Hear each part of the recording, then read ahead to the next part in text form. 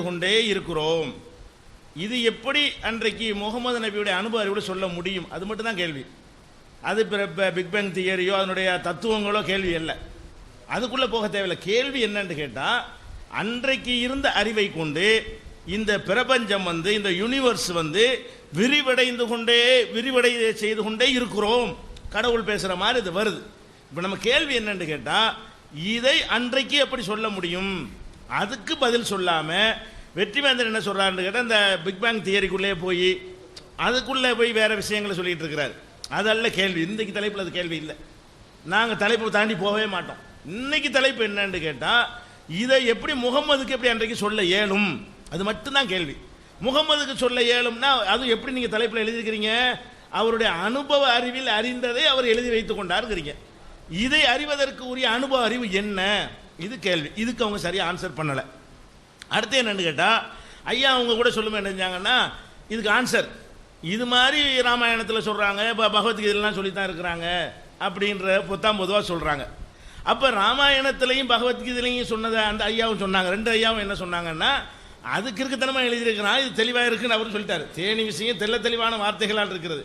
அதாவது புஷ்பக விமானம் என்கிறதை வைத்துக்கொண்டு விமானத்தை நிரூபிக்க இயலுமா? அது ஒருத்தருக்கு அற்புதமாக நிகழ்ந்த சம்பவமாக சொல்லப்படுகிறது. இது தேனியில் நீங்கள் கண்ணுக்கு முன்னாடி பார்த்துக்கிட்டு இருக்கிற தேனியில் இப்படி இருக்குதுன்னு சொல்லுது. நீங்கள் போய் அந்த தேனியை பார்க்குறீங்க. இந்த மாதிரி பகவத்கீதையில் ராமாயணத்தில் இருக்குதா? அவன் சில சம்பந்தம் இல்லை, துண்ணூறு போடுறது கூட ஒரு தத்துவம் சொல்லுவான், நீரெல்லாம் உறிஞ்சிருமா. அதெல்லாம் இவங்க சொல்லக்கூடிய தத்துவம் பொருந்தாதுன்னு நீங்களே பதில் சொல்லிட்டு போயிடுறீங்க. அந்த மாதிரி இதுக்குன்னு சொல்லுங்க பதில்.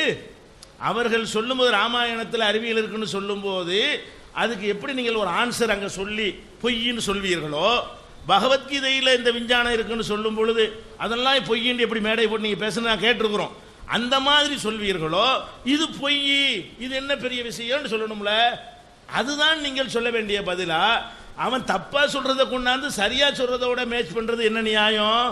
அப்ப சரியான ஒரு விஷயத்தை நாங்கள் சொன்னால் தப்பான கவனம் அப்படி சொல்றானேண்டா, அது எப்படி நியாயமாகும்? அதனால இது நீங்க இது ஆன்சர் கிடையாது. அடுத்து இன்னொரு விஷயத்தை குறிப்பாக நம்ம சிற்பிராஜன் அவர்களுக்காக நான் சொல்கிறேன்.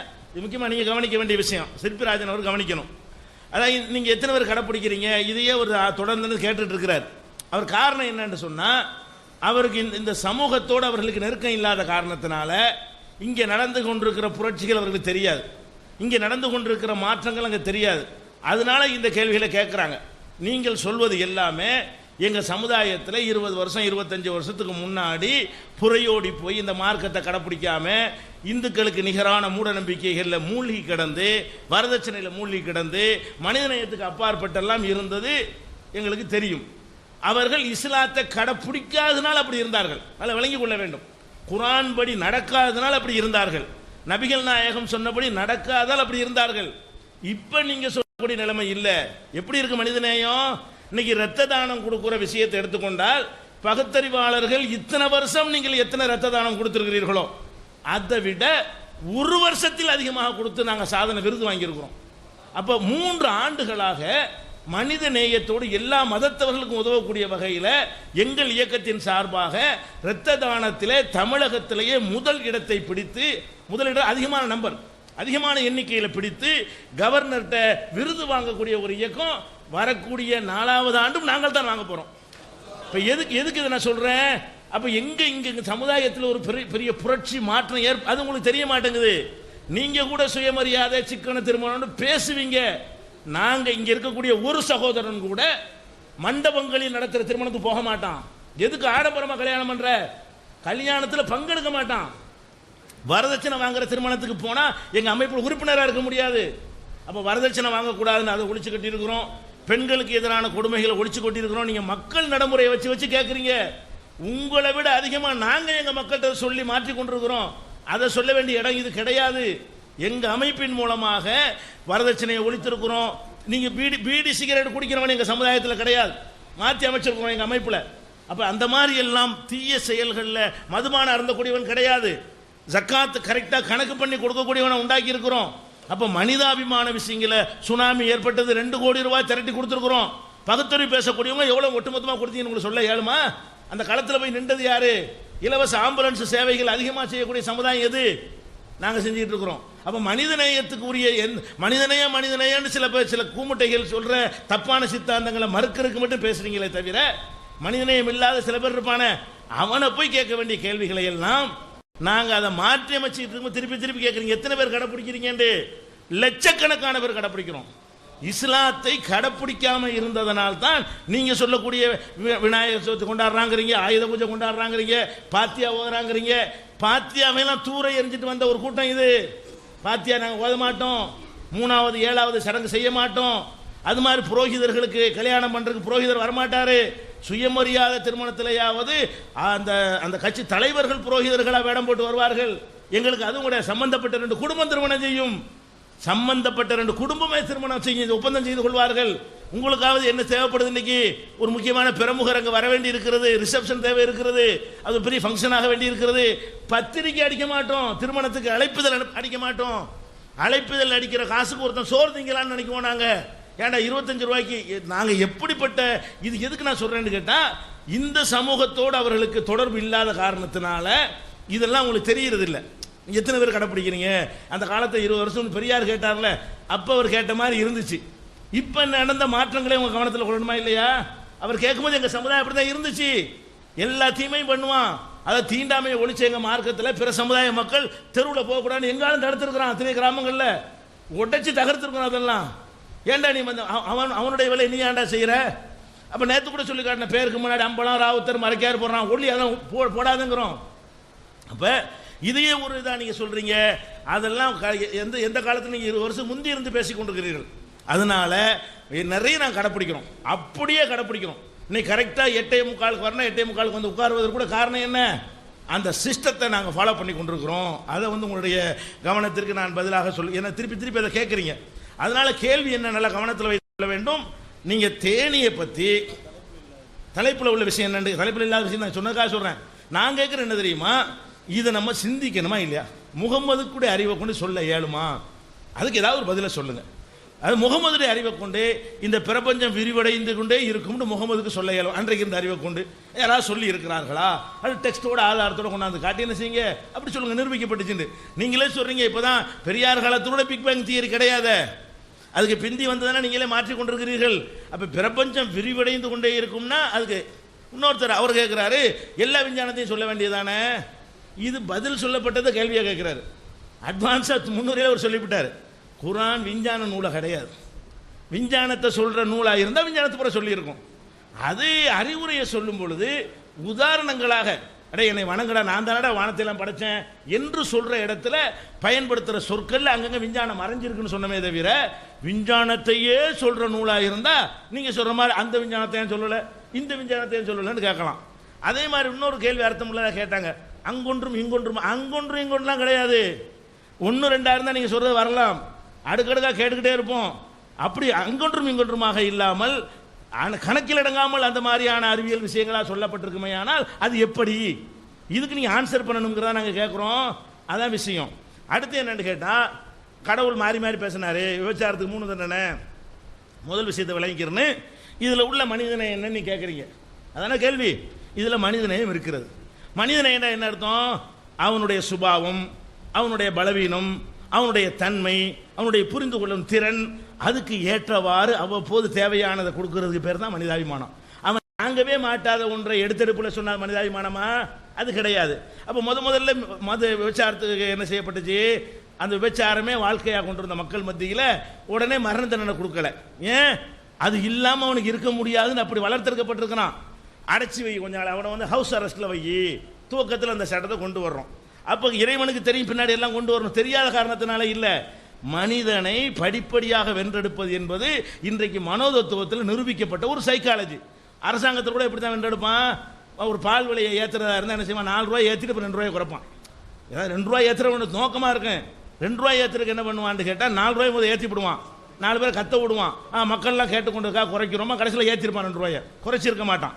அப்போ இது எதுக்கு சொல்கிறேன்? இது மாதிரி இறைவன் ஃப்ராட் பண்ணுறான்னு சொல்லக்கூடாது, அதுக்கு சொல்லணும்னா கூட்டி குறைக்கிறதுக்கு சொல்லலை. நான் எதுக்கு சொல்கிறேன்னு கேட்டால், மனிதனுடைய சைக்காலஜின்னு ஒன்று இருக்க, அதை கவனத்தில் கொண்டு சட்டங்கள் வகுப்பது மனிதநேயத்துக்கு எதிரானதா, மனிதநேயத்துக்கு உகந்ததா? கரடு முரடாக அவன் சக்திக்கு மீறினது சொல்கிற சரியா? அந்த அடிப்படையில் சொல்லப்பட்ட விஷயங்கள் தான். எல்லாத்துக்கும் நான் பதில் சொல்லியிருக்கிறோம். 2 கேள்விக்கு அவங்க பதில் சொல்லலை. என்ன கேள்வி? இதை அனுபவ அறிவை கொண்டு எப்படி முகமது சொன்னார்? எதை தேனியை பற்றி எப்படி சொன்னார்? விரிவடைகிற பிரபஞ்சம் அடைந்து கொண்டே இருக்குன்னு அவருக்கு எப்படி சொல்ல இயலும்? அவருக்கு எப்படி? நீங்கள் அது வேற தத்துக்கு நீங்கள் போகக்கூடாது. அடுத்து வாங்க. அஸ்ஸலாமு அலைக்கும் வரஹ்மத்துல்லாஹி தஆலா வபரகாத்துஹு. திருமறை இறைவனுடைய வேதமே, இது முகமதனுடைய அனுபவத்தில் எழுதியது அல்ல என்பதற்கு ஆதாரமாக மற்றொரு சான்றை நாம் எடுத்து வைக்கிறோம். இந்த திருமறையிலே ஒரு வசனம் வந்திருக்கிறது. யா மஹ்ஷரல் ஜின்னி வல் இன்சி இன் இஸ்ததாதும் அன் தன்ஃபுது மின் அக்தாரிஸ் ஸமாவாதி வல் அர்ல் ஃபன்ஃபுது லா தன்ஃபுது இல்லா பிசுல்தான். மனித ஜின் கூட்டமே, வானங்கள் மற்றும் பூமியின் விளிம்புகளை கடந்து செல்ல நீங்கள் சக்தி பெற்றால் கடந்து செல்லுங்கள். ஆற்றல் மூலம் தவிர நீங்கள் இதை கடந்து செல்ல மாட்டீர்கள் அப்படின்னு சொல்லிட்டு அல்லாஹ் குர்ஆன்ல சொல்றான். இதில் என்ன சொல்ல வர்றாங்கன்னு சொன்னால், 55வது சூறாவில் 33வது வசனம், 55வது சூறாவில் 33வது வசனத்தில் இந்த இடம் அத்தியாயம் 53வது அத்தியாயத்தில் 33வது வசனத்தில் இடம்பெற்றிருக்கிறது. 55வது அத்தியாயம் 33வது வசனம். இதுல நீங்க ரெண்டு விஷயத்தை அல்லாஹ் அங்க சொல்றான். நீங்கள் வானத்தை கடந்து செல்ல, வானத்தின் எல்லை, பூமியின் எல்லையை கடந்து செல்ல முடியும், வானத்தின் எல்லையையும் கடந்து செல்ல முடியும். பூமியின் எல்லையையும் கடந்து செல்ல முடியும், வானத்தின் எல்லையையும் நீ கடந்து செல்ல முடியும் அப்படின்னு சொல்லிட்டு இங்க ஒரு தகவலை சொல்றான். இது 1400 வருடங்களுக்கு முன்னால் வாழ்ந்த முகமது ஸல்லல்லாஹு அலைஹி வஸல்லம் அவர்களுக்கு தெரிந்திருக்க வாய்ப்பே கிடையாது. அவர்களுக்கு எந்த அனுபவமும் கிடையாது. ஆனா அங்க அல்லாஹ் சொல்றான் கடந்து செல்ல முடியும் சொல்லிட்டு. இன்னைக்கு அறிவியல் உலகம் கடந்து சென்று கொண்டிருக்கிறது. ஸ்பேஸ் ஃபிளைட் எல்லாம் போயிட்டு இருக்குது. இது இன்னைக்கு நிரூபிக்கப்பட்டிருக்கிற உண்மை. இது கடந்து செல்வதற்கு அல்லாஹ் இன்னொரு கண்டிஷன் வைக்கிறான். அதுக்கு உங்களுக்கு ஒரு வகையான ஆற்றல் தேவை, ஒரு கூடுதலான ஒரு சக்தி தேவை அப்படிங்கிறான். அது என்ன சக்திங்கிறதையும் இன்னைக்கு சயின்ஸ்ல கண்டுபிடிச்சிருக்கிறான். அந்த சக்திக்கு ஒரு குறிப்பிட்ட குறைந்தபட்ச சக்தி ஒன்று தேவை. குறைந்தபட்ச சக்தி என்ன தேவைங்கிறத இங்க விஞ்ஞானத்துல எஸ்கேப் வெலாசிட்டி அப்படின்னு சொல்றான். எஸ்கேப் வெலாசிட்டின்னு சொன்னா, இந்த இதை டெக்னிக்கலா சொல்றதை விட உங்களுக்கு இலவ தமிழ்ல புரியுற மாதிரி சொல்றேன். பூமி புடித்து இழுத்துக்கிட்டு இருக்குது, புவியீர்ப்பு சக்தியின் மூலமாக உங்களை பிடிச்சி இழுத்துக்கிட்டு இருக்குது. இதை நீங்க மீறி செல்வதாக இருந்தால் புவியீர்ப்பு சக்தியை விட மிஞ்சின வேகத்தில் நீங்கள் செல்ல வேண்டும். இதுதான் புவியீர்ப்பு எஸ்கேப் வெலாசிட்டிங்கிறாங்க. இதை நியூட்டன் ஒரு படம் போட்டு காட்டியிருக்கார். நியூட்டன் சொல்லி சொல்லுவோம்ல, அவர் ஒரு படம் போட்டு காட்டியிருக்கார். இந்த ஏபிசிடின்னு 4 பொருளை சொல்றார். ஏக்கு ஒரு குறிப்பிட்ட வேகத்தில் சென்றால் அது என்ன செய்யும்? பூமியில் ஒரு கல், உதாரணமாக ஒரு கல் நீங்க தூக்கி வீசினீங்கன்னா, அந்த ஏங்கிற பொருள் கல்லுடைய வேகத்தில் தூக்கி வீசினா அது மேல போயிட்டு திரும்ப கீழே விழுந்துரும். இன்னொரு பொருள் பி, அதை விட இன்னும் கொஞ்சம் வேகமா வீசினா இன்னும் கொஞ்சம் வேகமா போயிட்டு திரும்ப கீழே விழுந்துரும். அதை விட கொஞ்சம் இன்னும் அதிகமாக வீசினால், ஆனா எஸ்கேப் வெலாசிட்டிக்கு குறைவாக நீங்கள் வீசினால், எஸ்கேப் வெலாசிட்டி பூமியில் இருந்து நீங்கள் தப்பித்து போவதாக இருந்தால் 11.2 கிலோமீட்டர் பர் செகண்ட், ஒரு நொடிக்கு 11.2 கிலோமீட்டர் வேகத்தை விட அதிகமாக செல்ல வேண்டும். அப்படி சென்றால் தான் பூமியை விட்டு நீங்க கடந்து செல்ல முடியும். இந்த 11.2க்கு கீழே உதாரணமா 11 கிலோமீட்டர் வேகத்தில் நீங்க போனீங்கன்னா அது பூமியை சுத்தி தான் வர முடியும். பூமிக்குள்ள சுத்திக்கிட்டு தான் இருக்க முடியுமே தவிர பூமியை விட்டு நீங்க வெளியே போக முடியாது. சரியா? பூமிக்கு இல்ல, பிளைட் இல்ல, சேட்டலைட்ஸ். அந்த உடைய படம் போட்டிருக்காரு நியூட்டன். அது என்ன சொல்றாரு? இந்த எஸ்கேப் வெலாசிட்டி விட கொஞ்சம் குறைவாக இருந்தால் நீங்க பூமியை சுத்தி வட்ட கோணத்தில் நீங்க சுத்தி வந்துகிட்டு இருப்பீங்க. பூமியை விட்டு வெளியே போக முடியாது. பூமியை விட்டு வெளியே போகக்கூடிய அந்த டீன்னு ஒரு படம் போட்டிருக்காரு. அந்த படம் டீண்டா பூமியை விட்டு வெளியே போகுது பாருங்க. அந்த வெளியே கடைசியா ஒரு கோடு மாதிரி போட்டிருக்காரு பாருங்க. அப்படி நீங்க பூமியை விட்டு வெளியே போவதாக இருந்தால் அதற்கு தேவையான ஆற்றல் எஸ்கேப் வெலாசிட்டி எனக்கூடிய பூமியுடைய escape velocity 11.2 kilometre per second. இதுதான் எஸ்கேப் வெலாசிட்டி. இது இன்னைக்கு இந்த சோலார் சிஸ்டத்தை விட்டு வெளியே போய்கிட்டு இருக்கிறதுக்கு முயற்சி பண்ணிட்டு இருக்காங்க. மனுஷன் பண்ணிட்டு இருக்கான். நியூ ஹொரைசான் சொல்லிட்டு ஒரு சேட்டலைட்டை ஷட்டில அனுப்பியிருக்கான் அமெரிக்கா. அது இன்னும் போய்கிட்டே இருக்குது. புளூட்டோ இருக்குல்ல, புளூட்டோ ஒரு கோளாக தானே வைத்திருந்தாங்க. அதை ஆய்வு செய்வதற்காக அனுப்பியிருந்தாங்க. இன்னும் போய்கிட்டே இருக்குது. அவங்க 2015ஆம் ஆண்டுல பிப்ரவரி மாசம் அது புளூட்டோவை நெருங்கும் அப்படின்னு சொல்லிட்டு கணித்து வைத்திருக்காங்க. அதை நெருங்குவதற்கு என்ன ஸ்பீடு தேவைன்னு சொன்னா, அந்த 11.2 கிலோமீட்டர் வேகத்தில் போனா பூமியை விட்டு தான் வெளியே போக முடியுமே தவிர இந்த சோலார் சிஸ்டத்துடைய எட்ஜுக்கு போக முடியாது. சோலார் சிஸ்டத்துடைய எட்ஜுக்கு நீங்க போவதாக இருந்தால் அதுக்கு மில்கி வே உடைய கேலக்சியுடைய வெலாசிட்டி, எஸ்கேப் வெலாசிட்டி அடிப்படையாக வச்சு தான் நீங்க போக முடியும். சோலார் சிஸ்டத்துடைய மில்கி வே உடைய escape velocity 1000 kilometre per second. இந்த வேகத்தில் நீங்கள் சென்றால்தான் சோலார் சிஸ்டத்தை விட்டு நீங்க வெளியேற முடியும் அப்படின்னு சொல்லிட்டு அவன் சொல்றான். இது அன்னைக்கு அறிவியல், இன்னைக்கு அறிவியல் இந்த நூற்றாண்டில் கண்டுபிடித்த இந்த செய்திகளை எல்லாம் அன்னைக்கு 1400 வருடங்களுக்கு முன்னால் அல்லாஹ் குர்ஆனிலே இறக்கி இருக்கிறான். இது ஒரு அறிவியல். இது அடுத்ததாக நீங்கள் போக முடியும்னு சொல்லிட்டான். அடுத்தது இன்னொன்னு சொல்றான். இது அதை விட அற்புதமாக இருக்குது. நீங்கள் ஒருவேளை போவீர்களே ஆனால் என்ன நிலை ஏற்படும் அது அல்லாஹ் அங்க சொல்றான். இன்னக லன் தஹரிக்கல் அர்ல் ஒலன் அதுக்கு போயிட்டோமோ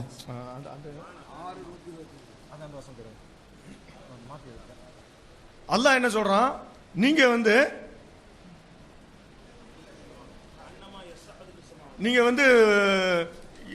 நேர்வழி பெறாதவனை பற்றி அல்லாஹ் சொல்றான். வானத்தில் ஏறி செல்லக்கூடியவனுடைய இதயம் இல்ல அந்த இது எடுங்க. வானத்தில் ஏறி செல்லக்கூடிய ஒருவனுக்கு நேர்வழி காட்ட அல்லாஹ் நாடினால் அவனது உள்ளத்தை இஸ்லாத்திற்காக விரிவடைய செய்கிறான். அவனை வழிதவர செய்ய நாடினால் அவனது உள்ளத்தை வானத்தில் ஏறி செல்பவனை போல் கடும் இறுக்கமாக்கி விடுகிறான் அப்படின்னு சொல்லி அல்லாஹ் சொல்றான். வானத்தில் ஏறி செல்பவனுடைய இதயம் கடும் இறுக்கமாகி விடும் சொல்லிட்டு அல்லாஹ் சொல்றான். 1400 வருஷத்துக்கு முன்னால வானத்தில் ஏறி செல்லக்கூடிய நிலை எனக்கு இல்ல. ஆனால் ஏறி சென்றால் உள்ளுக்குள்ள உள்ள உறுப்பு, வெளியில உள்ள உறுப்பு இல்ல. வெளியில உள்ள உறுப்பை பார்த்து நீங்க என்ன வேணாலும் சொல்லிக்கலாம். உள்ளுக்குள்ள உள்ள உறுப்பை அல்லாஹ் சொல்றான் இறுகி விடும்ங்கிறான். இன்னைக்கு விஞ்ஞானத்தில் அது சொல்றான். அது கொஞ்சம் ஸ்லைட போடுங்க, அங்க பாருங்க. இந்த ஸ்லைட்ல அந்த வாசகத்தை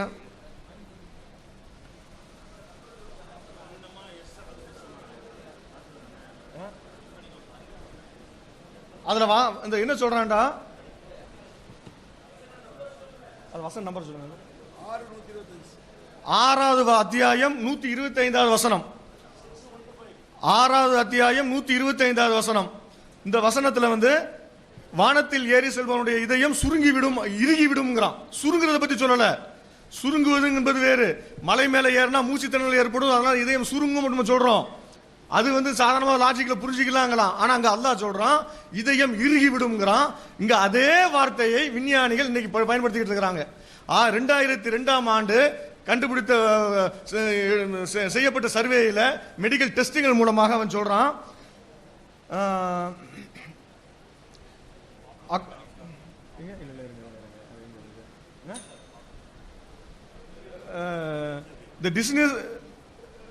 the dizziness is caused by the shrinking and stiffening of heart. Stiffening இறுகி விடும்ங்கறான். stiffening of heart என்ற வார்த்தையை அவங்க சொல்றான். அல்லாஹ் அன்னைக்கு 1400 வருஷத்துக்கு முன்னால இறுகி விடும்ங்கறான். சுருங்குறத பத்தி பேசல, இறுகி விடும்ங்கறான். இன்னைக்கு அறிவியல் விஞ்ஞானிகள் சொல்றாங்க ஸ்பேஸ்க்கு போயிட்டு வரவனுக்கு மயக்க மாதிரி ஏற்படுது. இந்த மயக்க மாதிரி ஏற்படுவதற்கு என்ன காரணம்னு சொன்னா அவனுடைய இதயம் ஹார்ட் ஸ்டிஃபன் ஆகிறது, இறுகிறது. அவன் இன்னைக்கு சொல்லிக்கிட்டு இருக்கிறான். இது 1400 வருடங்களுக்கு முன்னால் முகமது என்ற ஒரு மனிதர் எவ்வாறு கண்டுபிடித்திருக்க முடியும்? இது சாத்தியமா? இவருக்கு இது தெரிந்திருக்குமே ஆனால் மனிதன் அல்லாத ஒரு சூப்பர் பவர் இவருக்கு மேலே ஒருவர் இருந்து இவருக்கு சொல்லிக் கொடுத்தால் தான் இது சொல்ல முடியும். அது அல்லாஹ் தான், இறைவன் தான். இது இறைவனுடைய வேதம் என்பதற்கு இது ஒரு சான்றாக இருக்குது. டைம் இருக்கா? அடுத்தது இப்ப வானத்திற்கு நமக்கு அதை நீங்க தோத்துருங்க. அதாவது மொத்தம் 4 கேள்வி அறிவியல் பூர்வமாக கேட்டிருக்கோம். தேனியை பற்றி அன்னைக்கு முகமது எந்த அனுபவ அறிவு கொண்டு சொன்னார்? பிரபஞ்சம் விரிவடைய எப்படி சொல்ல முடியும்? விண்ணுலகத்தை தாண்டி ஒரு தனி ஆற்றல் இருக்கு, அந்த ஆற்றலை பெற்றால் நீங்கள் கடந்து செல்ல முடியும் என்று அந்த காலத்தில் கற்பனையாக, அதாவது உங்களுக்கு செல்ல முடியாத புஷ்பமான ராமன் போனார் மாதிரி சொல்லலை, நீங்க செய்யலாம் என்று சொல்லி அறிவியலாகவே சொல்லப்பட்டது எப்படி? அதே மாதிரி மேலே ஏறி செல்வனுடைய இதயம் இறுகி விடுகிறது என்று இந்த வார்த்தையை எப்படி முகமது சொன்னார்? முகமது அனுபவத்தில் சொன்னார் தானே சொல்றீங்க. இதை சொல்வதற்கு உரிய அனுபவம் எது? இது எப்படி சொல்ல இயன்றது? அதுக்கு நீங்க பதில் சொல்லுங்க. 4 விஷயம் கேட்டிருக்கிறோம் மொத்தம்.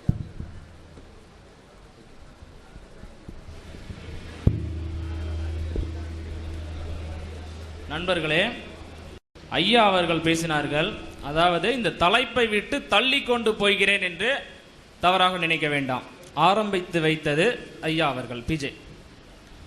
அதாவது பார்த்தீர்கள் என்றால் இரத்த தானம் செய்தீர்கள் என்று நாங்கள் செய்தோம், அதற்கு மெடல் எல்லாம் வாங்கினோம் என்று சொன்னார்கள். இது ரொம்ப வரவேற்கக்கூடிய ஒரு விஷயம். கண்டிப்பாக நாங்கள் ஏற்றுக்கொள்கிறோம். அதாவது ஒரு விஷயத்தை பிடிச்சி நாங்கள் தொங்கிக்கிட்டு இல்லை. அதாவது பார்த்தீங்கன்னா வச்சுக்கோங்களேன், இது சரி அப்படின்னா கண்டிப்பாக அதை ஏற்றுக்கக்கூடிய மனப்பக்குவம் ஸோ எனக்கு கண்டிப்பாக உண்டு. இங்கே நான் வந்திருக்கிறது எதுக்காக அப்படின்னா கூட இதுலேருந்து எனக்கு என்ன விஷயம் தெளிவுபடும். ஸோ எனக்கு இப்போ தான் வந்து அறிவு புரிஞ்சது, ஒரு சில வருட காலம் அதுக்கப்புறம் தான் அறிவு எனக்கு தெரிஞ்சது அப்படின்னு சொல்லிட்டு தான் இப்போ நான் வந்திருக்கிறேன். ஸோ எனக்கு தெரிஞ்ச வரைக்கும் என்ன சுற்றி இருக்கிறவங்க என்ன செஞ்சாங்க அப்படின்னு எனக்கு தெரியாது. ஆனால் நான் வந்து இது வரைக்கும் 9 டைம், அதாவது 9 தடவை நான் ரத்த தானம் பண்ணியிருக்கேன். ஆனால் என்னை சுற்றி இருக்கிறவங்க, என்னை சார்ந்து இருக்கிறவங்க ரத்த தானம் பண்ணாங்களா இல்லையா, இல்லை மற்றவர்களுக்கு உதவி செய்தார்களா இல்லையா, நான் பார்த்துக்கிட்டு இருக்கிறது இல்லை. அதே மாதிரி அவங்கள வந்து இப்போ இவங்க இந்த நேரத்துக்கு இவங்க உச்சா போனாங்க இல்லை வெளியே போனாங்க அப்படின்னு நான் பார்க்கறது இல்லை.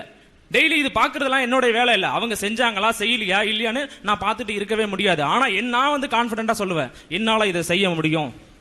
ஆனால் கொள்கை பரப்ப முடியாது. நான் சரியாக நடந்துக்கிறப்பா, உங்கள் கடவுள் சொல்கிறாருல, எங்களுக்கு எல்லாருக்கும் அறிவு கொடுத்துருக்காரு, இறை வேத நூல் கொடுத்துருக்காரு, இதை படித்து இதன் வழி நாங்கள் நடப்போம். நீங்கள் சொல்கிறீங்களே, நீங்கள் எதுக்கு மற்றவங்களுக்காக எடுத்து சொல்லணும் அவசியத்தை ஏற்படுது?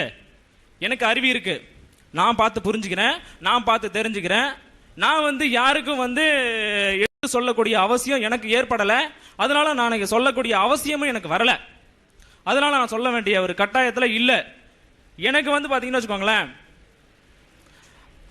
மாலை போடுறதல், அதாவது பர்த்டே, ஒரு நிமிஷம், மாலை போடுதல், பர்த்டே கொண்டாடுதல் அப்படின்னு ஐயா அவர்கள் சொன்னார்கள்.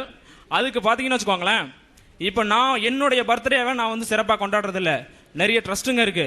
அந்த ட்ரஸ்ட்டுங்களுக்கு பார்த்தீங்கன்னா அனாதை ஆசிரமங்களுக்கு நிறைய செய்யணும் அப்படின்னு நான் நினைப்பேன். ஆனால் நான் செய்யணும்னு நினைப்பேன், என்ன சுற்றி இருக்கிறவங்க செய்யணும்னு நினைப்பாங்களா, அதை நான் பார்த்துட்டு இருக்கேனா? இல்லை.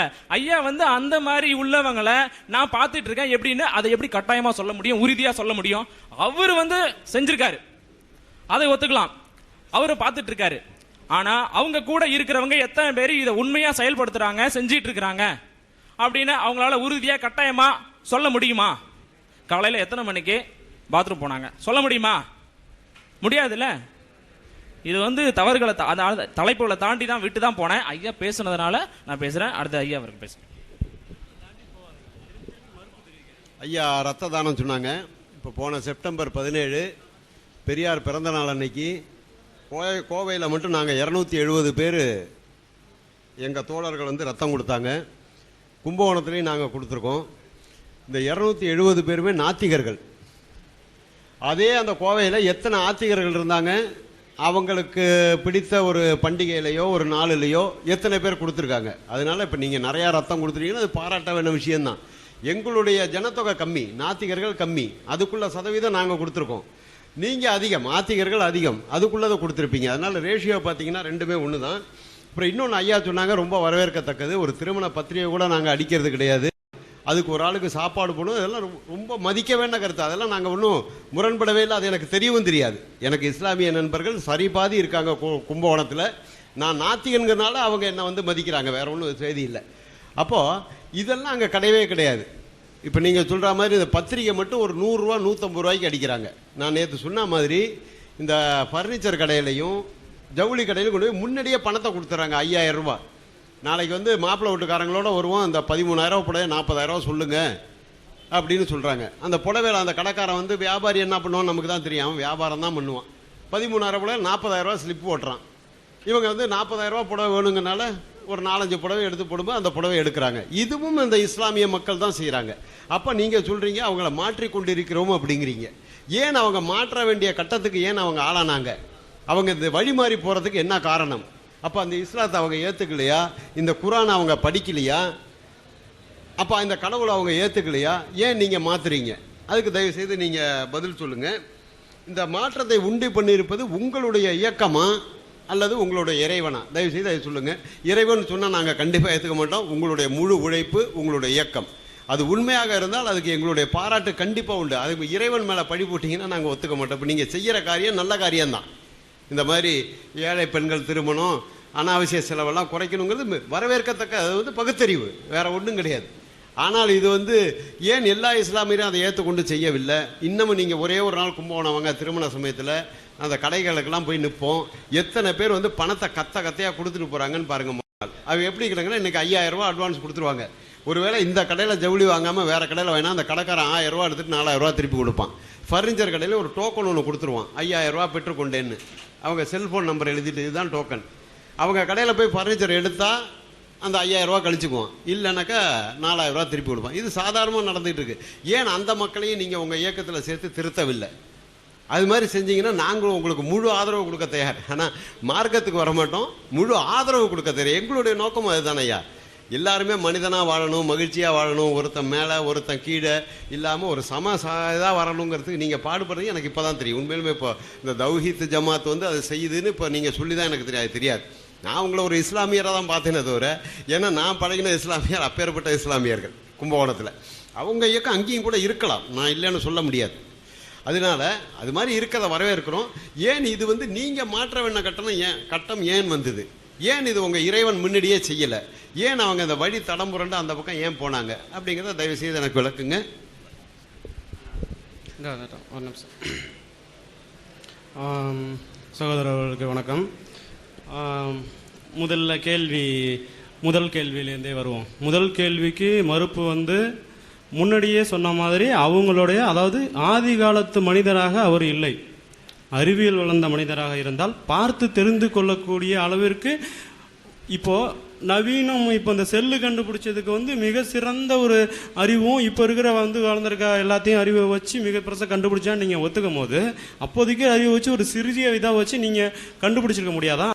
ஏன்னா வானவியல் சாஸ்திரத்தில் 2000 வருஷத்துக்கு முந்தையே அரபியர்கள் மிக சிறந்த அறிவை பெற்றிருந்தாங்கிறது தெரியும். கட்டட கலையில் வந்து மிக சிறந்த அறிவு பெற்றிருக்காங்கிறது நல்லாவே தெரியும். அப்போ வந்து போதுமான அளவு அறிவு இருந்திருக்கு. அதை வைத்து சொல்லப்பட்ட ஒரு விஷயந்தான். அதுக்கு வந்து இன்னும் அதுக்கு முந்தைய தையல் மிஷின் கையை வந்து கண்டுபிடிச்சிருக்கு. அதை தையல் மிஷின் கண்டுபிடிக்கப்படனாலும் ஒரு நூல் நூற்கிறதுக்கு ஒரு விஷயம் செஞ்சிருக்கு. அதுக்கெல்லாம் அவங்க கடவுள் சொன்னார்னு சொல்லலை. இவர் வந்து கடவுளை துணைக்கு கூப்பிட்டுருக்காரு. அவருக்கு ஏற்பட்ட அந்த சிந்தனை கடவுள் பெயரால் சொல்லப்பட்டிருக்கிறது. இன்னும் இதை விட சிறப்பான கண்டுபிடிப்புகள்லாம் இருந்துச்சு.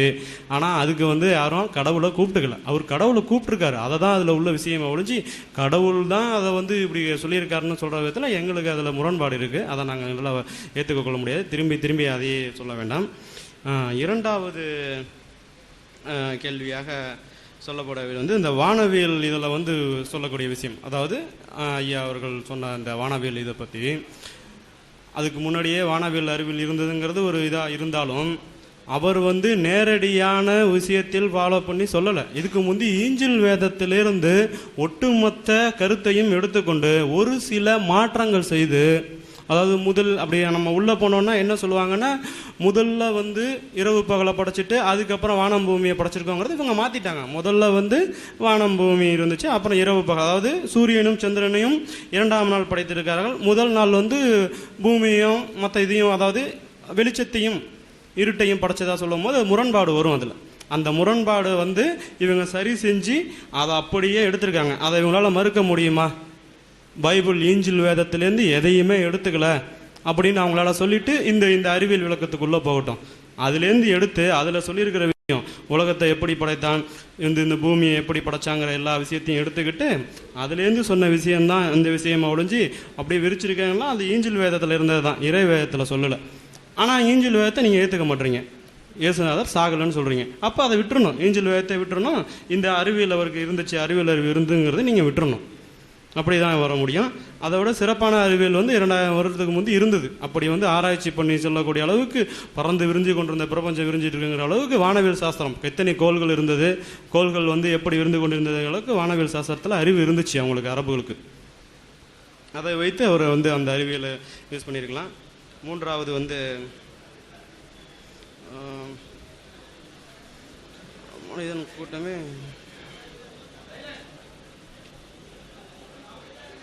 அதாவது அந்த அதாவது அவங்க நேரடியாக அந்த விளிம்புகளை கடந்த விமானத்தை அந்த கண்டுபிடிச்சதுக்கான இதை வந்து அவங்க சொல்லியிருக்கிறாங்க 3வது கேள்வியாக. அதாவது எப்படின்னா நேரடியாக அதை படிச்சிருவோம். மனித ஜின் கூட்டமே, வானங்கள் மற்றும் பூமியின் விளிம்புகளை கடந்து செல்ல நீங்கள் சக்தி பெற்றால் கடந்து செல்லுங்கள், ஆற்றல் மூலம் தார நீங்கள் கடந்து செல்ல மாட்டீர்கள். அதாவது ஆற்றல்னு ஒரே ஒரு விஷயம் சொல்லியிருக்காரு. அதை வந்து நீங்க விமானமா நேரடியாக படிக்கப்பட்ட வசனம். ஆற்றல்னு ஒரே ஒரு விஷயத்தை விமானமா எடுத்துக்கல. விமானம் கண்டுபிடிக்கிறதுக்கு நிறைய விஷயங்கள் தொழில்நுட்ப ரீதியா சொல்லியிருக்காருன்னு சொன்னா நீங்க விமானத்தை சொல்லிட்டாலும் நீங்க நேரடியா சொல்லிடலாம். ஆற்றல்னு ஒரு விஷயம் சொல்லியிருக்கிறாங்க. அந்த விமானம் அப்படின்னா அதில் கடவுளோட செயல் இருக்குன்னா அதுக்கு 1400 அதாவது ஒரு 50 வருடத்துக்கு முன்னாடி வந்து ஒரு கண்டுபிடிக்கப்பட்ட, அதாவது ஒரு 100 வருடத்துக்கு முன்னாடி அக்யூரஸாக சொன்னால் அந்த கிளைடர் வந்து கண்டுபிடிக்கப்பட்ட வருஷத்து வரைக்கும் காத்துக்கிட்டு இருக்க வேண்டிய அவசியம் இல்லை. விமானத்தை தான் அவர் சொல்லியிருந்தாருன்னு சொன்னால் எப்படி ஆராய்ச்சி பண்ணி கொஞ்சம் வருஷத்துக்கு முன்னாடி கண்டுபிடிச்சிருக்கலாம். அவர் விமானத்தை சொல்லலை. அவர் வந்து எப்படி சொல்லியிருக்காருன்னா திரும்பியும்னா மனித ஜின் கூட்டமே வானங்கள் மற்றும் பூமியில கடந்து செல்லுங்கள். நான் இப்போ சொல்றேன் மனிதர்கள் ஜின் கூட்டமே நீங்கள் 1000 வருடம் வாழுவதற்கு தகுதி இருந்தால் வாழுங்கள், நீங்கள் ஆற்றல் இருந்தால் வாழுங்கள். அப்படி சொன்னால் அது இறை வேதம் ஆகிடுங்களா? ஆற்றல் இருந்தால் வாழுங்கள்னு சொன்னால் ஆற்றல், அந்த ஆற்றலை தேடுங்கள், நாளைக்கு வாழலாம். ஜீனில் மாற்றங்கள் செஞ்சால் முதுமை அடையக்கூடிய செல்லுகளை மாற்றினால் முதுமையை கொடுக்க ஜென்னு கண்டுபிடிச்சிட்டாங்க. அந்த ஜீனு வந்து நோய் இல்லாத ஜீனாக இருக்கிற பட்சத்தில் அதை வந்து அந்த ஜின்னை மாற்றக்கூடிய, அதாவது ஜின்னில் ஜீனை மாற்றக்கூடிய விதத்தில் 1000 வருடம் வாழக்கூடிய மனிதனை கண்டுபிடிக்க போகிறாங்க. இது அறிவியல். இதில் வந்து 1000 வந்து சொல்லியிருக்க மாதிரி அதில் வந்து இதில் விஷயங்கள் இருக்கிறதா நமக்கு தெரியல. 4வது விஷயமாக அந்த சுருங்குதல் எப்படி சொல்லுங்க.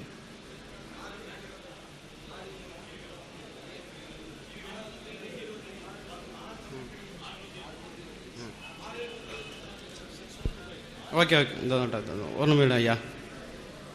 இதில் மறுப்பு மேலே மறுப்பு சொல்கிறானே நீங்கள் வந்து இஸ்லாத்தில் என்னுடைய மறுப்பு என்னுடைய அறிவுக்கு உட்பட்டு எனக்கு நான் வந்து படித்த புத்தகங்களில் எனக்கு மறுப்பாக இருக்கிறதான்னு சொல்கிறேன். வந்து இது வந்து நான் இறை வேதத்தை மறுக்கிறேன் என்று தவறாக மறுத்து விடக்கூடாது. நான் வந்து எல்லா புத்தகத்தின் போல் இதையும் ஒரு புத்தகமாக படித்து என்னுடைய அறிவுக்கு இதில் வந்து ஒவ்வாத விஷயங்கள் நான் சொல்லிக் கொண்டிருக்கிறேன். என்னை வந்து ஒரு இஸ்லாமிய மார்க்கத்துக்கு எதிரான ஒரு மனிதனாக செஞ்சேன். ஏன்னா நான் எங்கள் வீட்டில் சொல்லாமல் வந்திருக்க அளவுக்கு நான் ஒரு இதில் தான் வந்திருக்கேன். நான் இது இப்படி சொல்லிட்டு நாளைக்கு மிக வெகுஜன விரோதத்தை வந்து சம்பாதிச்சுப்பீங்களோன்னு ஒரு பயம் இருந்து எனக்கு இல்லைனாலும் சகோதரர்களை எனக்கு தெரியறதுனால எனக்கு இல்லைனாலும் எங்கள் வீட்டில் அந்த இது இருக்கலாம். அதனால தான் நான் சொல்லாமல் கூட வந்தேன். அதனால நான் வந்து தொடர்ந்து மறுப்புகளே வைக்கிறதுனால இவன் என்ன இஸ்லாத்துக்கு எதிரான கருதுல அதனால இல்லை சைலண்டாக இருங்க, சைலண்டாக அமைதியாக இருங்க. அப்பப்போ சலசல பண்ணுறீங்க.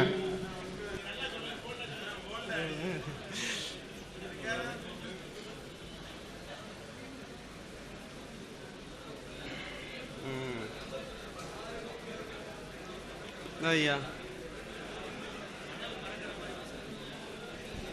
இந்த இது அந்த வசனத்தை 125 ஒருவனுக்கு நேரு வழி காட்ட அல்லாஹ் நாடினால் அவனது உள்ளத்தை இஸ்லாத்திற்காக விரிவடை செய்கிறான். அவனை வழி தவற செய்ய நாடினால் அவனது உள்ளத்தை வானத்தில் ஏறி செல்பவனைப் போல இறுக்கமாகி விடுகிறான். அதாவது அது எப்படி உணர்ந்தான்னு தெரியல. ஆனால் அந்த காலத்தில் ஜின்னு வந்து பறக்கிறதுக்கு இருந்ததா சொல்லி இஸ்லாத்தை சொல்லியிருக்கு.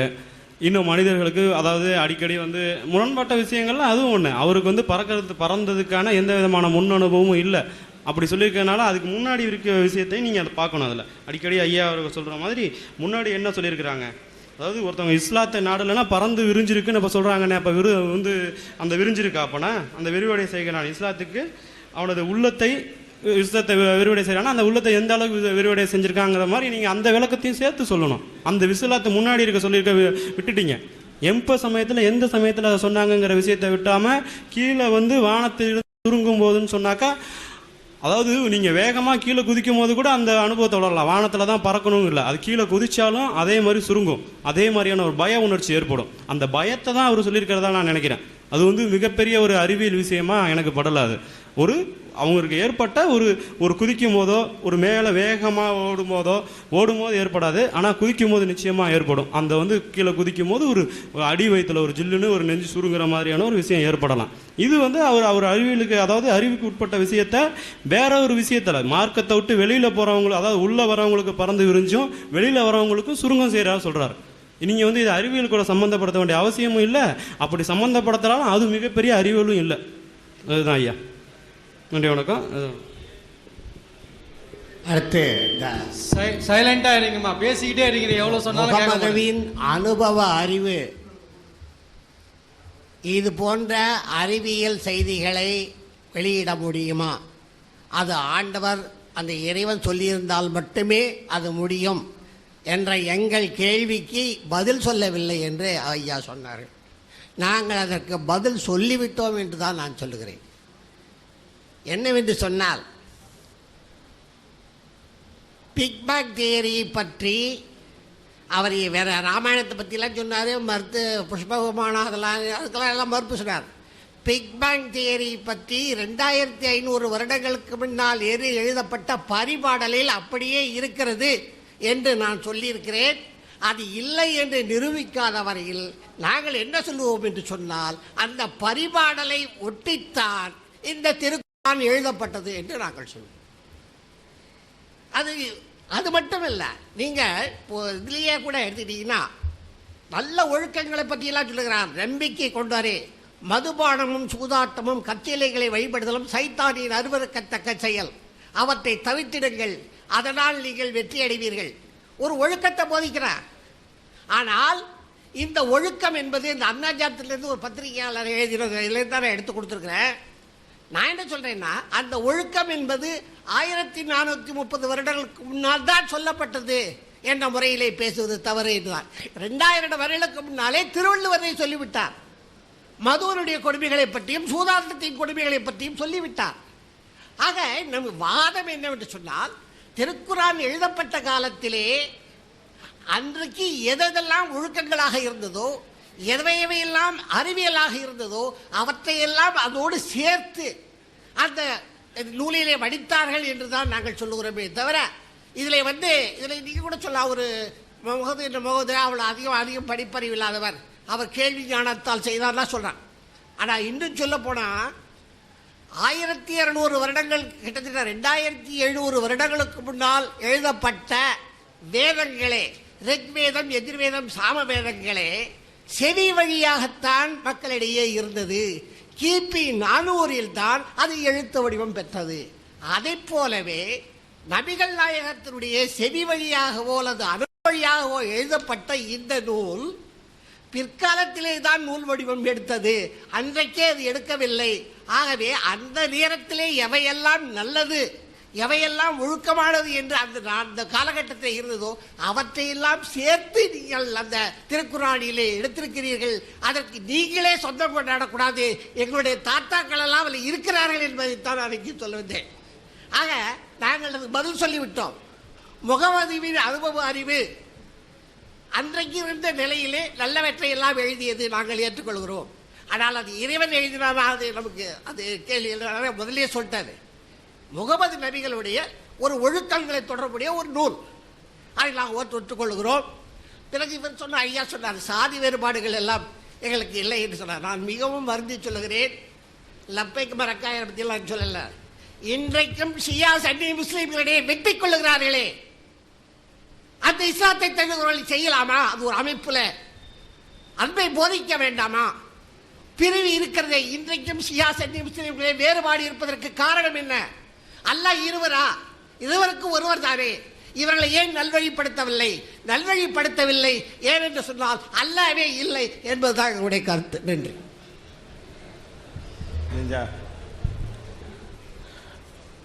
அன்புள்ள சகோதரர்களே, முதல் சகோதரர் முதலாவது பேசிய சகோதரர் தலைப்புக்கு வெளியே போய் நான் பேசியதாக சொல்லி சில விவரங்களை சொன்னார். தலைப்புக்கு வெளியே நான் போக, அதுக்கு முந்தைய அவர் பேசுனது கவனிக்க மாட்டேங்கிறாரு. அந்த சகோதரர் தான் கேட்டார், உங்களில் எத்தனை பேர் கடைப்பிடிக்கிறீங்க, எத்தனை பேர் வாழ்கிறீங்க, உங்களுக்கு நம்பிக்கை இல்லையேன்னு கேட்டதுக்கு தான் நாங்கள் கடைப்பிடிக்கிறோன்னு பதிலாக நானும் ஆரம்பத்தை எடுத்து வச்சேன்னா, இந்த விஷயம் நான் சொன்னதே நாங்கள் ரத்த தானம் செய்யணும் அதெல்லாம் சொன்னது அந்த ஐயா கேட்டதுக்கு பதில் தான். அவர் புரிஞ்சுக்கிட்டாரு எனக்கு இந்த விவரம்லாம் தெரியலன்னு சொல்லி. ஆனால் பேசின சகோதரர் என்ன பண்ணுறாருன்னு கேட்டால், நீங்கள் தலைப்புக்கு வெளியே உள்ள விஷயத்தை சொன்னீங்கன்னு கேட்குறாரு. அடுத்து அந்த ஐயா சொன்னாங்க, நாங்கள் பெரியார் பிறந்த நாளில் 228 பேரை 270 பேருக்கு ரத்த தானம் கொடுத்தோங்கிறாங்க. இது ஒரு குறிப்பிட்ட நாளில் ரத்த தானம் கொடுக்கறதே நாங்கள் மூட நம்பிக்கை நாங்கள் சொல்லிட்டு இருக்கிறோம். ரத்தம் எப்பவும் தேவைப்படும், எல்லா நேரத்துலையும் கொடுத்துக்கிட்டே இருக்கணும். அப்போ நீண்ட நெடுங்காலம் அதை பாதுகாத்து வைக்கிற ரிஸ்க்லாம் இருக்கக்கூடாது. நாங்கள் என்னென்னு கேட்டால் மாதம் ரத்த தான முகாம் நடத்துகிறோம். ஒரு குறிப்பிட்ட ஆள் பிறந்த நாளுக்காக நடத்த மாட்டோம். அதே நேரத்தில் ஒரு குறிப்பிட்ட நாளில், ஒரு உதாரணத்துக்காக இதே சென்னையில் ரெக்கார்டு கம்ப்யூட்டருக்குமே ஒரே நாளில் டிசம்பர் 28 சென்ற வருஷம் சென்னையில் மட்டும் ஒரு முகாமில் அந்த அந்த அந்த இடம் பேர் என்ன, நந்தனம் ஆர்ட்ஸ் காலேஜா, நந்தனம் ஒய்எம்சிஏ அந்த அந்த கல்லூரி வளாகத்தில் ஒரு நாளில் 1100 பேர் கொடுத்தோம். நேரம் இல்லைன்னு ஒரு 500 பேர் திருப்பி அனுப்பிவிட்டாங்க. டைம் 2 மணிக்கு மேலே எடுக்க மாட்டாங்க. அப்போ ஒரு நாளில் 1100 பேர் கொடுக்குற அளவுக்குலாம் செஞ்சு கொண்டிருக்கிறோம். அது ஒரு தகவலுக்காக நான் என்ன பதிவு பண்ணிக்கிறேன். அடுத்து என்ன, நிறைய கொடுத்துட்ருக்குறோம். இந்த மாதம் எடுத்தாலும் அடுத்த மாதம் எடுத்தாலும் எப்போ எடுத்தாலும் என்ன செய்கிறோம், ரத்த தானம் கொடுத்துட்டு இருக்கிறோம். இதெல்லாம் அவ சொல்கிற மாதிரி எங்கள் பகுத்தறிவு செய்யவே இல்லை. ஏன் பகுத்தறிவு உள்ளவர்கள்லாம் இதை செய்யலையே. ஆடம்பர கல்யாணத்தில் கலந்துக்கிறாங்களே, எளிமையாக திருமணம் பண்ணணும்னு சொல்லிவிட்டு அது மாற்றி நடக்கிறாங்களே, வரதட்சணை வாங்குற கல்யாணத்தில் போய் சாப்பிட்டு வர்றாங்களே, எங்களுக்கு அது முடியலைங்கிற காரணம் என்ன? எங்கள் இறைவன் கேட்பான், உங்களை விட நாங்கள் அதில் கூடுதல் அனுப்பதற்கு காரணமே பகுத்தறிவு ப்ளஸ் கடவுள் நம்மளை பார்த்து கொண்டிருக்கிறான், கேள்வி கேட்பாங்கிற பயம்தான். எங்களுக்கு சொந்த ₹1,00,000 தர ரெடியாக இருக்காங்க சமுதாயத்தில், கிலோ கணக்கில் நகை தர ரெடியாக இருக்கிறான். ஒரு இளைஞன் வேணாங்கிறான்னு சொன்னால் பகுத்தறிவுனாலே வேணாங்கிறான், பகுத்தறிவுனால வேணும்னு தான் சொல்லுவான். ஏன்னா காசு முக்கியமானது தானே. பகுத்தறிவை மிஞ்சி கடவுள் ஒருத்தருக்கு வேணான்றாரு என்ற பயம், அந்த பயம் எங்களை நல்வழிப்படுத்த தவிர நிச்சயமாக இந்த தத்துவம் நல்வழிப்படுத்தினால் அது எங்களுக்கு முந்தி நீங்கள் எடுத்துக்கொண்ட ஒரு காரியம், எங்களை விட ஒரு பெரிய சமுதாயம் அதில் அப்படி படுத்திருக்கணுமே. சின்ன சமுதாயத்தில் படுத்துறது கம்மியாக தான் உங்களுக்கு படுத்த முடியுது. அதனால கண்டிப்பாக நான் சொல்கிறேன், பகுத்தறிவு தான் இஸ்லாம். இஸ்லாம் தான் பகுத்தறிவு. அந்த இஸ்லாத்தோடு பின்னி பிணைந்த பகுத்தறிவு இருக்கிறதுனால தான் இதை நாங்கள் செய்கிறோம். அடுத்து என்னென்னு கேட்டால், இந்த 4 விஷயத்தை நீங்கள் திருப்பி ஞாபகப்படுத்துகிறேன். தேன் விஷயம் அனுபவ அறிவை கொண்டு சொல்ல முடியாதுன்ட்டேன்.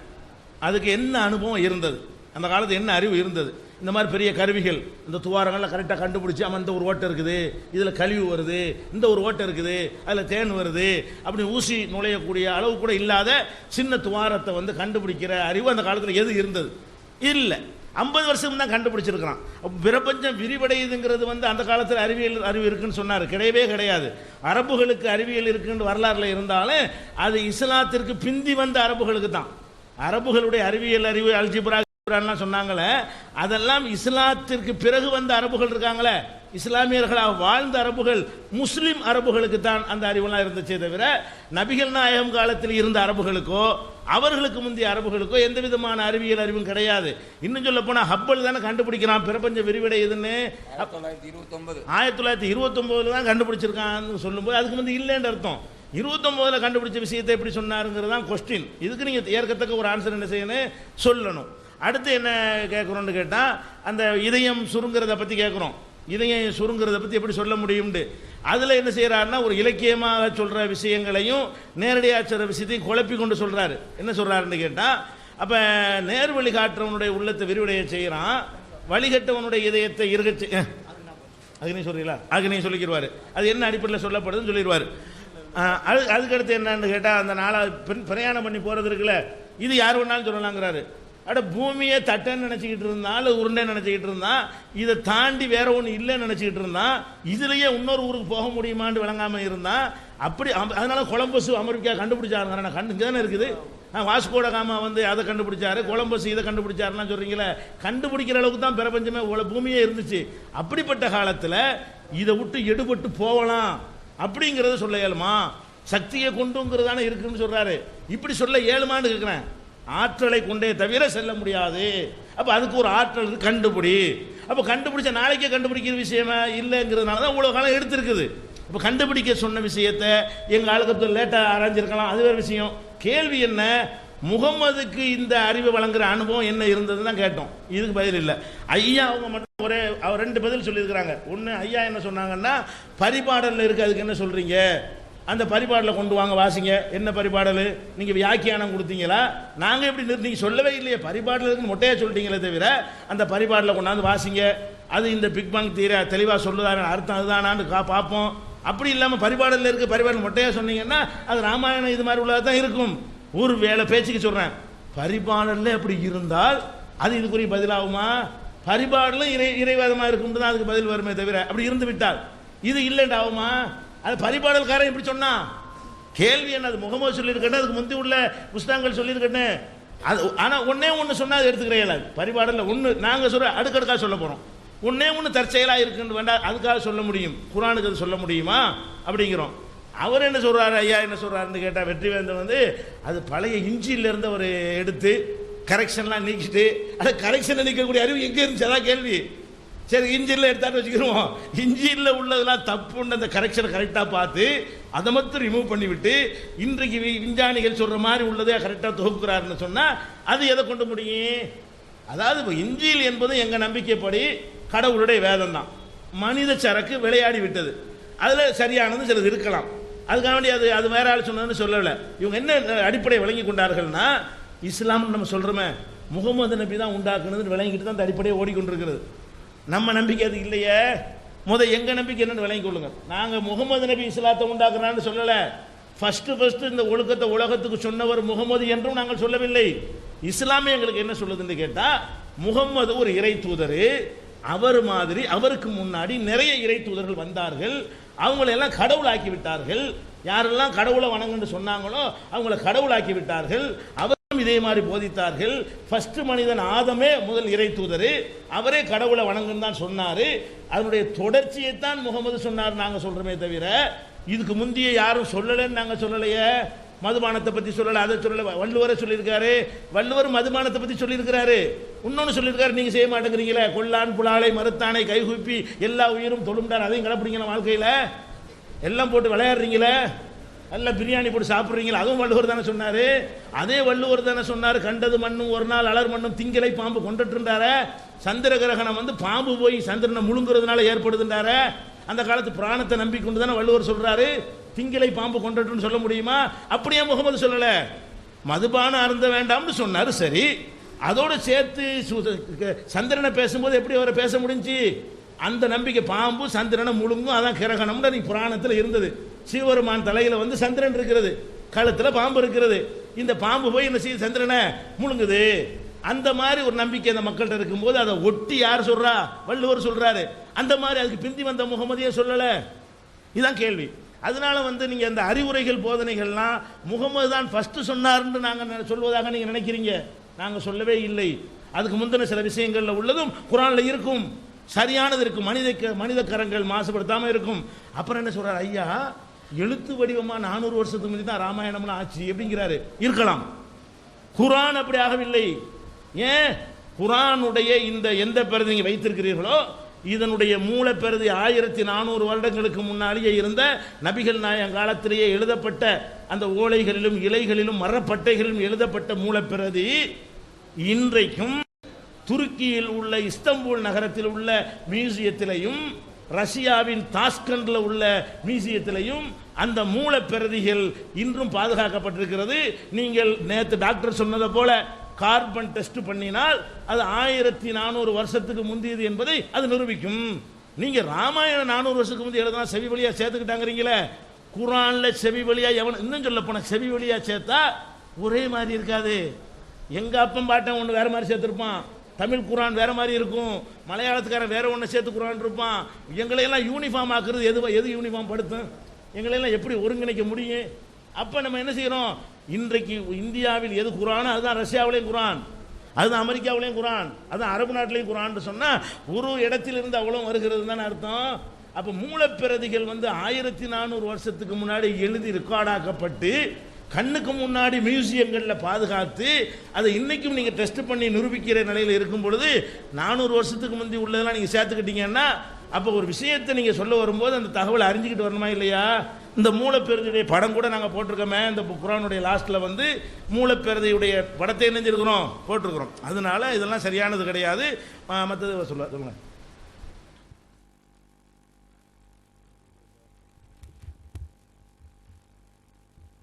அஸ்ஸலாமு அலைக்கும். அவங்க நம்ம புது வாதத்துக்கு போவதற்கு முன்னால் அவங்க எடுத்து வைத்த சில வாதங்களுக்கு பதில் சொல்ல வேண்டியிருக்குது. நம்ம யா மஹஷரல் ஜின்னி வல் இன்ஸுங்கிற ஆயத்திலிருந்து இறைவன் வானங்களின் பூமியின் எல்லையும் வானங்களின் எல்லையும் கடந்து செல்வதாக இருந்தால் சில ஆற்றல் தேவை சொன்னான் என்று நாம் சொன்னோம். அதை அவங்க ஒழுங்காக புரிஞ்சிக்கிறாம அவங்க என்ன சொன்னாங்க? வானத்தில் விமானம் பறக்குது, புஷ்பக விமானம் இப்படிலாம் சொன்னாங்க. புஷ்பக விமானம் வானத்தில் பறக்கிற மாதிரி தான். இது பறவையை பார்த்தான் விமானம் படைத்தான். நேற்று அவங்க தான் பாட்டு பாடினாங்க.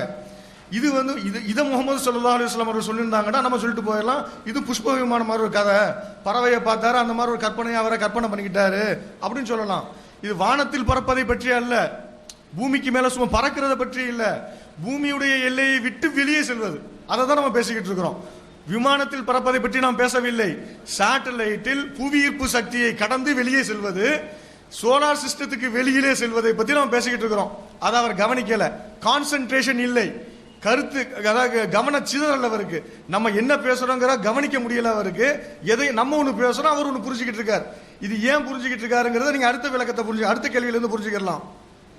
இதை சொல்லிட்டு அப்புறம் அவர் சொல்றாரு, இதுல எல்லாம் இன்னும் அறிவியல் இருக்கிறதா எனக்கு தெரியலையாண்டாரு. இந்த பதில் நம்ம எதிர்பார்த்தது தான். ஏன்டா நேத்து நம்ம எத்தனையோ விஷயங்களை சொன்னோம், இதெல்லாம் எங்களுக்கு அறிவியல் இருக்கிறதா தெரியலையே, இந்த பிக் பேங் எங்க இருந்து வந்துச்சு, எப்படி வந்துச்சுலாம் கேட்டோம். இதெல்லாம் அவருக்கு அறிவியல் இருக்கிறதா தெரிஞ்சிருந்தா நேத்தே அவர் ஒத்துக்கிட்டு இருந்திருப்பார். அவர் ஒத்துக்கிறதுல இருந்து அவருக்கு அறிவியல் இருக்கிறதா ஒன்னுலயுமே அவருக்கு அறிவியல் இருக்கிறதா தெரியல.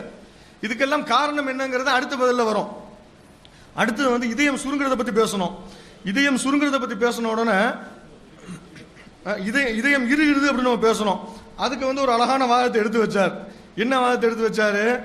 உங்க பயானெல்லாம் நான் கேட்டிருக்கிறேன், குர்ஆனுடைய வசனத்தை சொன்னா பாதியிலே நீங்க எடுக்க கூடாது, முன்ன வசனத்தை வச்சுதான் அவங்க பார்க்கணும். இந்த வசனம் என்ன சொல்லுதுன்னா, ஒருவனுக்கு நேர்வழி காட்ட அல்லாஹ் நாடினால் அவனது உள்ளத்தை இஸ்லாத்திற்காக விரிவடைய செய்கிறான். அவனை வழிதர செய்ய நாடினால் அவனது உள்ளத்தை வானத்தில் ஏறி செல்பவனை போல் கடும் இறுக்கமாக்கி விடுகிறான். இவ்வாறு நம்பிக்கை கொள்ளாதாருக்கு வேதனையை அல்லாஹ் வழங்குகிறான் அப்படின்னு சொல்லிட்டு அல்லாஹ் சொல்றான். இதுல 3 விஷயத்தை வச்சுக்கிறேங்க, 3ஆ பிரிப்போம். ஒன்னு, முஸ்லிமானவர்களுக்கு இதயம் சுருங்கலையா, அவங்களுக்கு உள்ளம் இருகலையான்னு கேட்கிறார், அதை வச்சுக்கிறேங்க. அடுத்தது ஈமான் கொள்ளாதவருடைய உள்ளம் இறுகிறது அல்லாஹ் சொல்றான். சொல்லிட்டு 3ஆவது சொல்றான், நம்பிக்கை கொள்ளாதவர்களுக்கு அல்லாஹ் வேதனையை இவ்வாறு தான் வேதனையை வழங்குகிறான்னு சொல்றான். இதுல என்ன வேதனை இருக்குங்கிறத நம்ம பார்க்கணும். இப்ப இந்த இதுல எல்லாம் இங்க சயின்ஸ்ல என்ன சொல்றானுங்கடா, அந்த ஆர்டிகல் அப்படி படிக்கிறாங்க கேளுங்க. இது ஒரு article, shrinking hearts are why astronauts become dizzy and even faint when returning to earth, according to Texas researchers.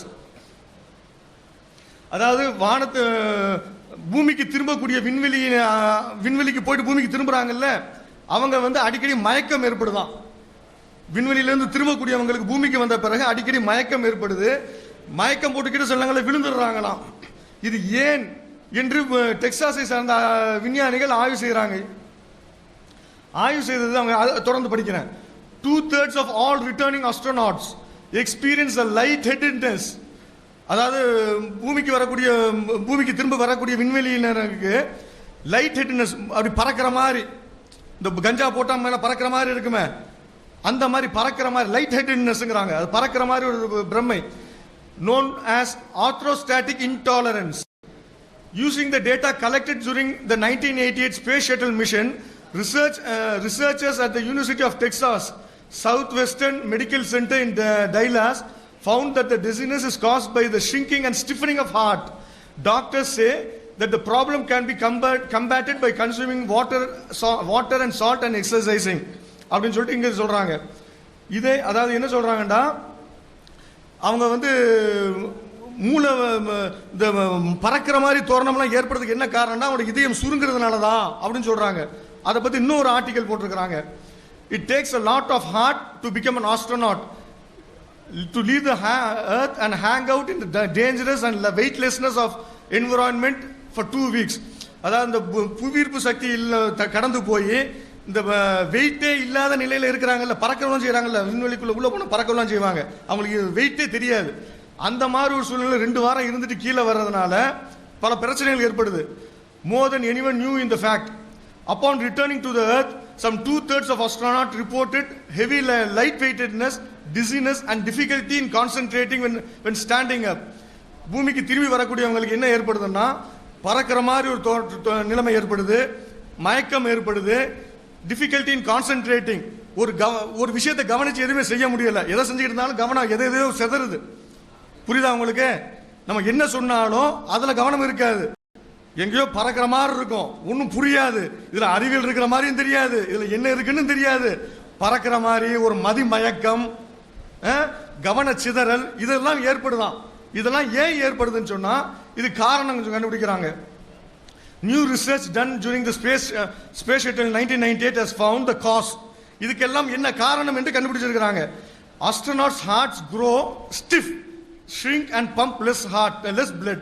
இது காரணம் என்னன்னு கேட்டா அஸ்ட்ரோநாட்ஸ் உடைய ஹார்ட்ஸ் வந்து become stiff, இறுகியிருது, சுருங்கியிருது, குறைவான ரத்தத்தை பம்ப் செய்யுது. இதனால தான் இந்த நிலை ஏற்படுதுன்னு சொல்லிட்டு இங்க சயின்ஸ் சொல்றாங்க. அல்லாஹ் இதான் சொல்றான். அல்லாஹ் வந்து என்ன சொல்றான்டா, அவனை வழிதவற செய்ய நாடினால் அவனது உள்ளத்தை வானத்தில் ஏறி செல்பவனை போல் கடுமையான அவனுடைய உள்ளத்தை கடுமையாக இறுக்கி விடுவோம். வானத்தில் ஏறி சென்றால் அவனுடைய உள்ளம் இறுகி விடுமே, அவனுடைய உள்ளம் எப்படி இறுகினால் என்ன ஏற்படுமோ அது மாதிரி இவனை செய்து விடுவோம் தான் சொல்றான். நல்லா திரும்ப படிக்கிறேன் கேளுங்க. அவனை வழி தவற செய்ய நாடினால் அவனது உள்ளத்தை வானத்தில் ஏறி செல்பவனை போல் அவனுடைய உள்ளத்தை இறுக்கி விடுவோம் அப்படிங்கிறான். அங்க இறுக்கினால் என்ன நிலை ஏற்படும்? அவனுக்கு பறக்கிற மாதிரி தன்மை, மதிமயக்கம், கவனம் இல்லாமல், கவன சிதறல், கான்சென்ட்ரேஷன் இல்லாம போறது, புரிஞ்சுக்கிற முடியாம தன்மை ஏற்படுது. அதனால அவன் என்ன செய்வான்? மறுப்பான், எல்லாத்தையுமே மறுப்பான். அதுல இல்லை, இதுல இல்லை, இதுல இல்லைன்னு இந்த நிலை ஏற்படும் அல்லாஹ் சொல்றான். இதுதாங்க ஏற்பட்டு கொண்டிருக்கிறது, நம்ம பார்த்துக்கிட்டு இருக்கிறோம். இதுதாங்க பார்த்துக்கிட்டு இருக்கிறோம். அதுக்கு முந்தின வசனத்தை படிச்ச உடனே இது இன்னும் நல்லா புரியுது. இதை அல்லாஹ்வை ஏற்றுக்கொள்ளக்கூடியவனுக்கு நல்லா புரியுது, நல்லா புரியுது. நமக்கு என்ன சொன்னாலும் புரிஞ்சுக்கிறோம். நல்லா பிளட் பம்ப் ஆகுது. அதுக்காக தான் நம்ம என்ன செய்யறோம்? பிளட் கேம்ப் அதிகமாக நடத்து, அதிகமாக போய் பிளட் வேற கொடுத்துட்டு வர்றோம். நல்லா பம்ப் ஆகிட்டு இருக்கிறதுனால முந்தின வசனத்தை படிச்சு என்ன கூடுதலாக புரியுது. அடுத்த கடைசி பகுதி என்னன்னா, இவ்வாறே நம்பிக்கை கொள்ளாதவருக்கு வேதனையை அல்லாஹ் வழங்குகிறான். என்ன வேதனைனா இதுதான், அவங்களுக்கு மதிமயக்கத்தினால இந்த அஸ்ட்ரானுக்கு ஏற்பட்டது இல்லை, இந்த நிலைமையெல்லாம் ஏற்படுது. சார் அடுத்துக்கு டைம் இல்லையா?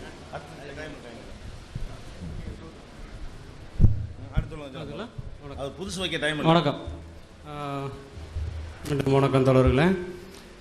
அதாவது இவ்வளவு பெரிய நீண்ட ஒரு அறிவியல் விளக்கம், சரி, இவ்வளவு அறிவியல் விளக்கம் அதில் இருப்பது, அதாவது மற்ற விஷயங்கள், அதாவது ஒரு கேள்விக்கு பதில் அதுக்கு நேரடியாக இருக்க வேண்டுமானால் அந்த கேள்விக்கு பதில் ஒரு கேள்வியாகவே இருக்கலாம். சாப்பிட்டியா அப்படின்னா ஏன் சாப்பிட்ணும் இப்படின்னு இது ஒரு கேள்வி தான், இதுக்கு பதிலாக வச்சுக்க கூடாது அதை, அப்படி அந்த மாதிரி கேள்வியும் இருக்குது. அப்போ நீங்கள் அப்படி வரும்போது மற்ற விஷயங்களோட கம்பேர் பண்ணும்போது இன்னும் ஒரே விஷயத்தில் நிற்கிறீங்களே. சொர்க்கத்தில், அதாவது சொர்க்கத்துக்கு விஷயம் போகலனாலும் சொல்கிற முரண்பாடுன்னா இருக்குது. சொர்க்கத்தில் கோலைகள் அடுக்கி வைக்கப்பட்டிருக்கிறது அப்படின்னா அப்போ நேரடியாக அதை நீங்கள் எப்படி சொல்லுவீங்கன்னு எனக்கு தெரில. கோலைகள் எங்கே எப்படி போணுச்சு? அந்த கோலைகள் தலையணைகள் அடுக்கி வைக்கப்பட்டிருக்கும், கோலைகள் இருக்கும், இது வரங்கப்படும். அங்கே யார் ஒயின் தயாரிச்சா, அங்கே யார் திராட்சை மரம் நொட்டா, அங்கே வந்து 8 வாசல், எத்தனை ஏக்கரில் கட்டினீங்க, யார் போனால், எந்த கொத்தனார் வந்தாங்க, யார் பிளான் போட்டா, அப்புறம் நீங்கள் நேரடியாக புரிஞ்சுக்கணும். அதில் உள்ள விளக்கத்தை அவங்க வந்து, அதாவது அதில் உள்ள முழு விளக்கம் என்னன்னு பார்த்தீங்கன்னா, அந்த நோக்கி போகிறவங்களை, அந்த மார்க்கத்தை நோக்கி போகிறவங்களுக்கு உள்ளத்தை விரிக்கின்றார், அந்த மார்க்கத்தை விட்டு விலகி போகிறவங்களுக்கு குற்ற உணர்ச்சியை ஏற்படுத்துகின்றார். அதை தான் நீங்கள் அப்படி புரிஞ்சுக்கணும். ஆனால் மற்ற விஷயத்தில் என்ன சொல்லுவீங்க? நீங்கள் அப்படி நேரடியாக அர்த்தம் பண்ணக்கூடாது, இதை வந்து இதுக்கு அப்படி சொல்லியிருக்காங்க. இப்போ இந்த விஷயத்தில் இப்போ உங்களுக்கெல்லாம் அந்த இதயம் சுருங்கணுங்கிறத நீங்கள் எப்படி உணர்றீங்க? நீங்கள் எல்லாரும் நிச்சயமாக உணர்ந்திருப்பீங்கன்னு நம்புகிறேன். நீங்கள் யாரும் பறக்கலை விமானத்தில், எல்லாரும் பறந்துருக்க மாட்டீங்க, நம்பிக்கை இருக்குது. அதில் தான் சொல்கிறேன், நானும் அந்த உணர்வு இருக்குது. அப்போ எப்படி சுருங்குது? குற்ற உணர்ச்சியில் இல்லை குதிக்கும் போதே சுருங்கிறத வச்சு தான் சொல்லியிருக்காங்க. அது இவ்வளோ பெரிய அறிவியல் அதில் விளக்கம் இருக்கணுங்கிற அவசியம் இல்லை, அவ்வளோ பெரிய அறிவியலும் அதில் இல்லை, சேர்த்துக்கிறாங்க. அந்த அறிவியலை வந்து பிடிச்சி எடுத்துகிட்டு வராங்க. ஸ்டீஃபன் ஹாக்கின்ஸ் ஒரு விஷயத்தை கண்டுபிடிச்ச உடனே அங்கே தான் ஸ்டீஃபன் ஹாக்கின்ஸ் இல்லைதான் அப்போ தான் கடவுளே கண்டுபிடிச்சிருக்காங்க. அதை மட்டும்தான் வாதம். இப்போ அந்த மாதிரி தான் இந்த அறிவியலையும் சேர்த்துக்கிட்டாங்க. அதில் வந்து உண்மையான அந்த இடத்துல இருக்கிற வசனத்தை மட்டும் வைத்து புரிந்து கொண்டால் உங்கள் குற்ற உணர்வு ஏற்படுத்துகிறான், அதுதான் உண்மை. அதை நீங்கள் படித்து பார்க்கணும். குற்ற உணர்வை ஏற்படுத்துகின்றான். வெளியில் போகும்போது அந்த மார்க்கத்துக்கு வரும்போது சந்தோஷமாக வந்து இதயத்தை விரிக்கின்றான். உள்ளன்னா அப்போ இங்கே உள்ளம் இருக்கா தனியாக, அதை இதயத்தை குறிப்பிடார். அப்படி நேரடியாக புரிஞ்சுக்க முடியுமா? உள்ளன்னா என்னத்தை சொல்கிறார்? உள்ளம்னு தனியாக இருக்கா? இதயம்னு ஒன்று இருக்கா? இதயம்னு இருக்குது. உள்ளத்தை விரிவடைகிறான்னு சொல்கிறாங்க. உள்ளம்னு என்ன இருக்குது? அப்போ அப்படியே போக முடியுமா அறிவியலில்? அந்த மாதிரி விரிவடைகின்றான். என்னத்தை விரிவடைக்கிறாரு? நுரையீரலில் தான் விரிவடைக்க முடியும். உள்ளத்தை வந்து இதயம் வச்சுட்டா இதயத்தை விரிவடைய வைக்க முடியுமா? அப்படி நேராக உள்ளே போனால் அப்படி தான் வரும். அப்படி அதை எடுத்துக்கக்கூடாது. எங்கள் விஷயத்தில் சொன்னாங்க, அதை எப்படி புரிஞ்சிக்கணும் அப்படிங்கிற முரண்பாடு இருக்குது. அதனால தான் நம்ம அதை மறுக்கிறோம். அப்படி நீங்கள் எடுத்து வைக்கணும். அதை விட்டுட்டு ஒரு நீண்ட ஒரு அறிவியல் விளக்கம் சொன்னால் அதில் நமக்கு உடன்பாடு இல்லை தானே. அப்போ நீங்கள் அதை சரியாக அதை திரும்பி அதே சொல்லிட்டு இருக்கிறது என்ன இருக்க முடியும்?